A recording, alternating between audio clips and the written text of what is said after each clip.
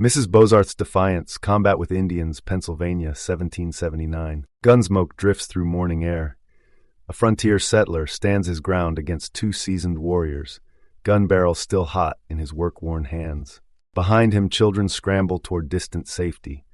Before him, one warrior lies motionless by a thin tree, while another stalks forward, battle axe gleaming with deadly purpose. Before we dive into today's extraordinary tales of survival from the American frontier, make sure to subscribe to HY89 Studio.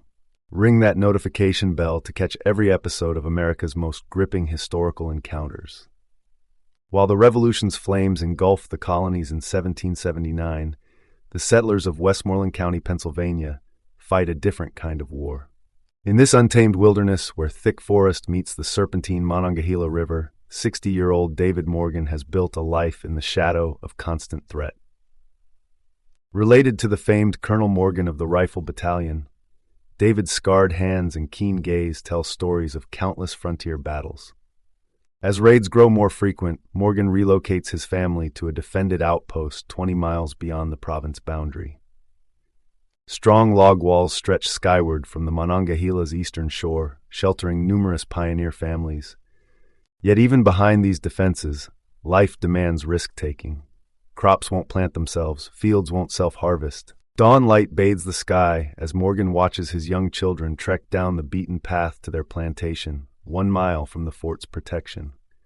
Farm tools clatter against their backs while they walk, morning's moisture seeping through their worn footwear. 1 mile seems nothing, but in these perilous days, distance breeds danger. Morgan checks his weapon's powder pan before following his children. The rifle's reassuring heft rests on his shoulder as he scrutinizes the forest edge. He reaches their working ground, where his children now break soil beneath the morning sun. Their tools strike earth with steady rhythm. From his perch on a weather-worn fence, Morgan splits his watch between laboring children and shadowed woods. His trained eyes track every shift, foliage rustling, wildlife darting, branches swaying. Suddenly, he spots them. 2 warriors, emerging like spirits, war paint stark against skin, weapons ready as they slip through the trees toward his oblivious children. Morgan's shout rips through morning stillness. His children freeze mid-motion, then spin at his voice. Their drills snap into action. Abandon tools, run straight, make for the fort. They sprint across upturned soil toward safety. The warriors pivot smoothly, predatory focus shifting to Morgan. Despite 6 decades of frontier life, Morgan knows he cannot outrun young warriors. His sole advantage lies in his loaded rifle. Making a tactical gamble, he surges forward 4 perches toward his attackers.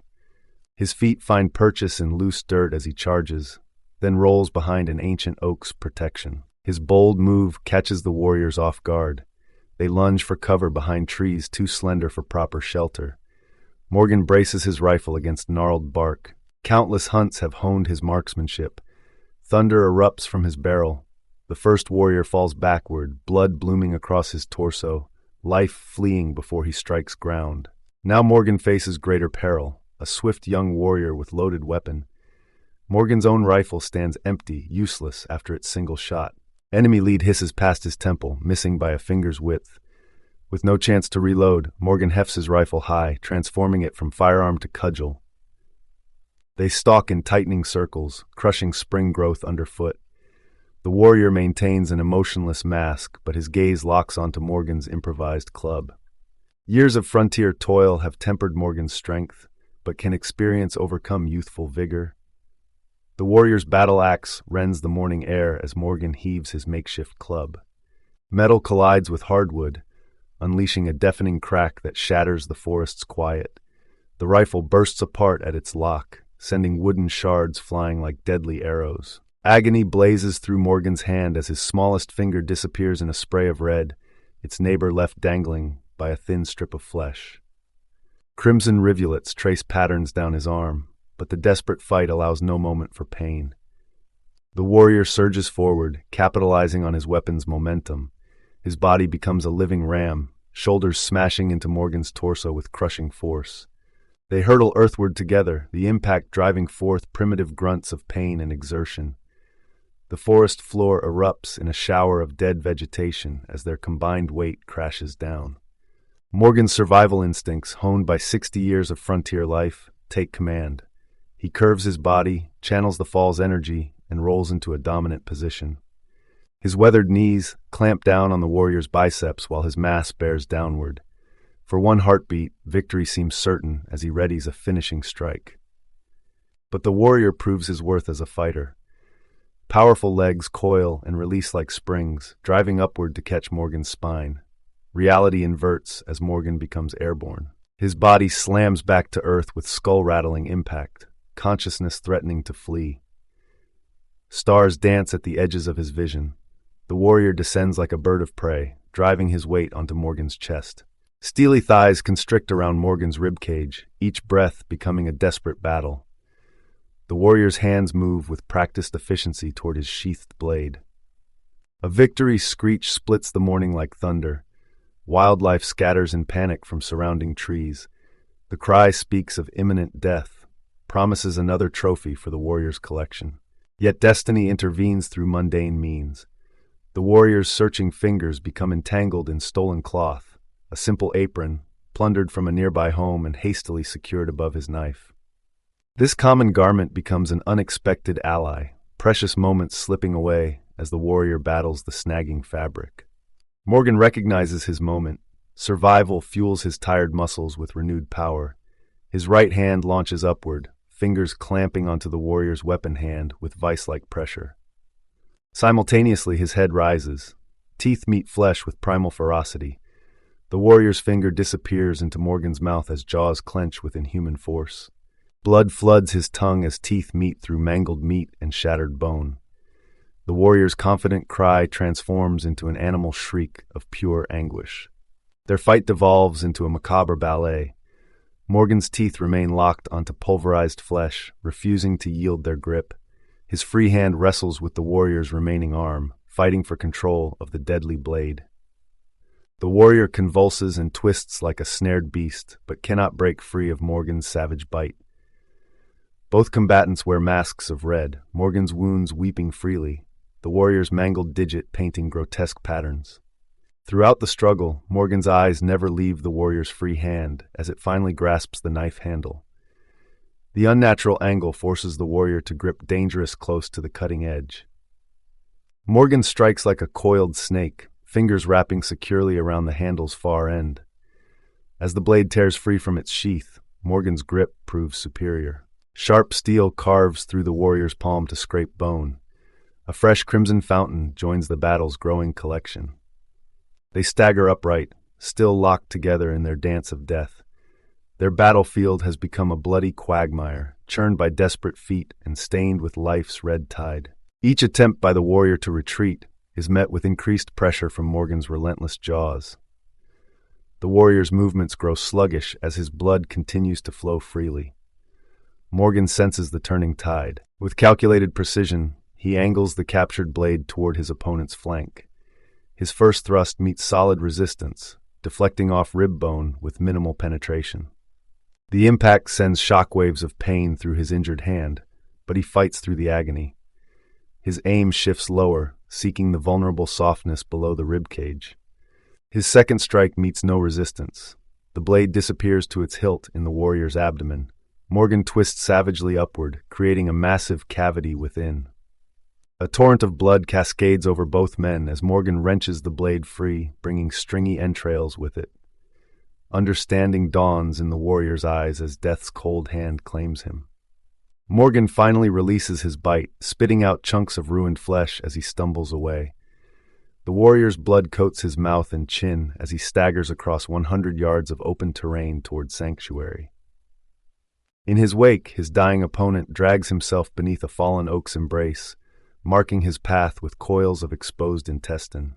The fort's rescue party discovers a battlefield that speaks of primal combat.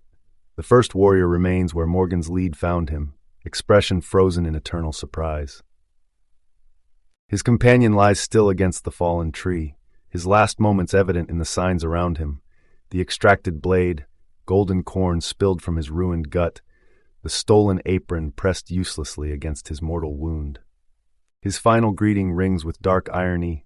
"How do, brother? How do, brother?" But in the merciless reality of frontier warfare, such brotherhood finds no purchase. Both bodies are methodically stripped, scalped, and flayed, their skins destined for a mocking afterlife, stretched across wooden drums. As March wanes, another missive speeds toward Philadelphia, bearing tales of an even more extraordinary conflict. Along Dunkard Creek's meandering course, just southwest of Morgan's desperate struggle, a frontier woman named Experience Bozarth prepares to write her own chapter in blood. Experience Bozarth's home stands along Dunkard Creek's winding banks in southwestern Pennsylvania. The wooden walls that normally shelter her family have become a refuge for two other frontier families, all seeking safety in numbers against the growing threat of raids. The March air carries winter's last bite as children play in the muddy yard, their laughter a brief respite from constant vigilance. The peace shatters as children burst through the door, faces white with terror.